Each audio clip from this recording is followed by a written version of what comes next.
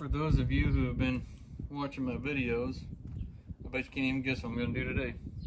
Today I'm going to try to get all this adhesive strip off and probably the front fender.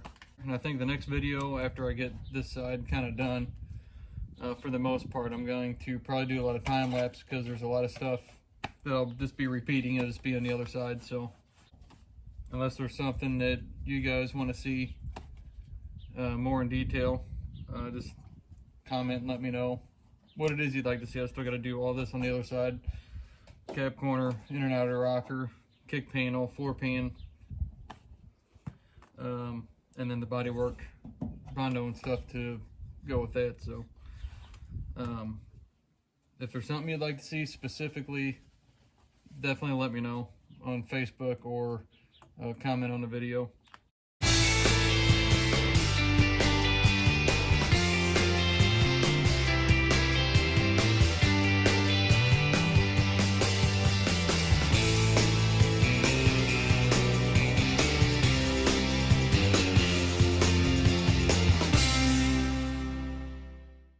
Every time I go up a paper, I'm kind of going even further up the panel, because this was 80, and of course you're going to leave little, deep 80 grit sand marks above where you're actually at. So the 220 went over that, just a little bit wider, and that gets this outer edge where these 80s are. And then you can take your 320 or whatever you got, and you can take it up just a little bit further than that, and that'll catch any of the 220s that may be too deep. It might be overkill. I am using a filler primer over all this. I ran out back there at the very back. I ain't done yet, but you can actually see,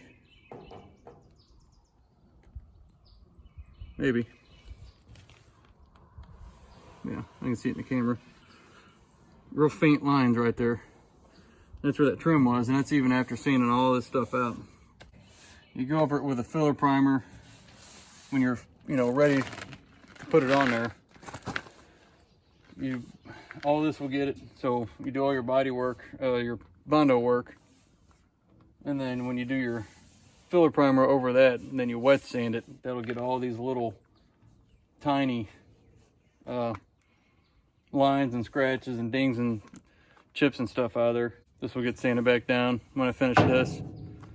Anyway, I'm gonna go wipe that down and do a little more sanding.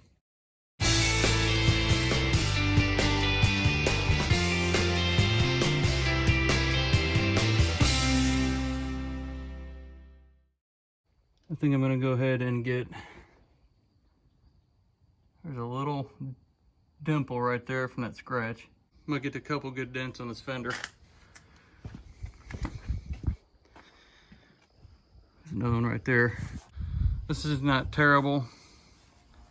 It might be a little bit more than what I'd want to do. I'd probably have to use the actual bondo filler for this, because it is kind of deep, at least compared to the rest of them.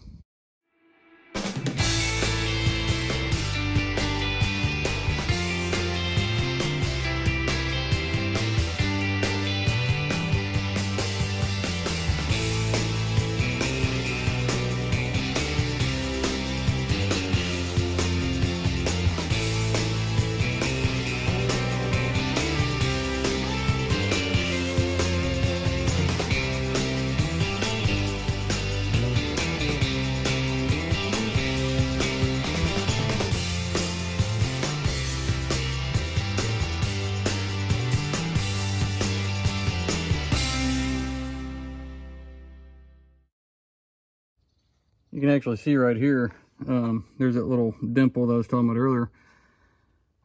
When you sand this down like that, like I explained on that bed right there, where those two little dents were, when you sand that, it'll reveal how deep this is, and you can kind of get an idea. There's a little dimple right here too, I didn't even see. The rest of it looks pretty decent though. I think I'll do that dimple up there, and then there's one right there too. So I'll probably do those two at least. I'm gonna take the fender off to actually work on this. don't know if I'll do that today or not, but for now, we're gonna work on this right here.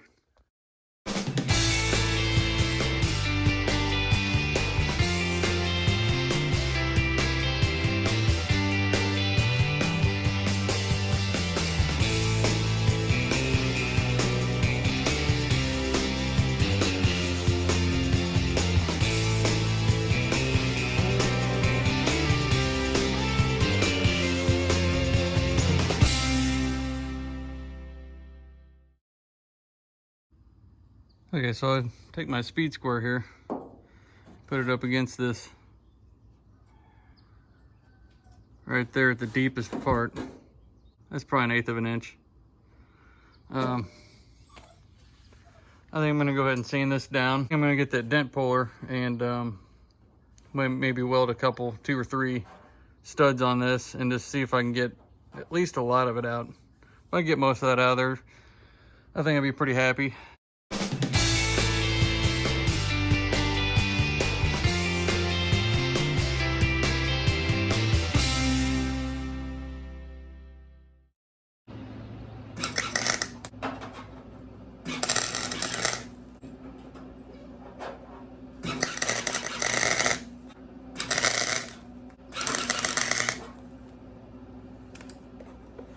Yep, we'll see.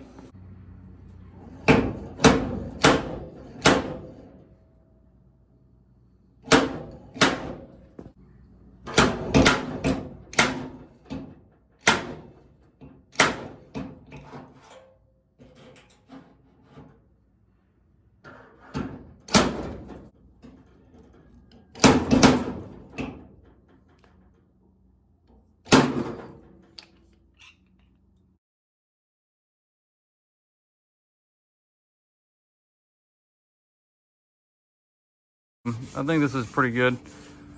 I'll probably leave it at where it's at. It's really hard to see. There's just a slight, like right there, there's just a slight indentation.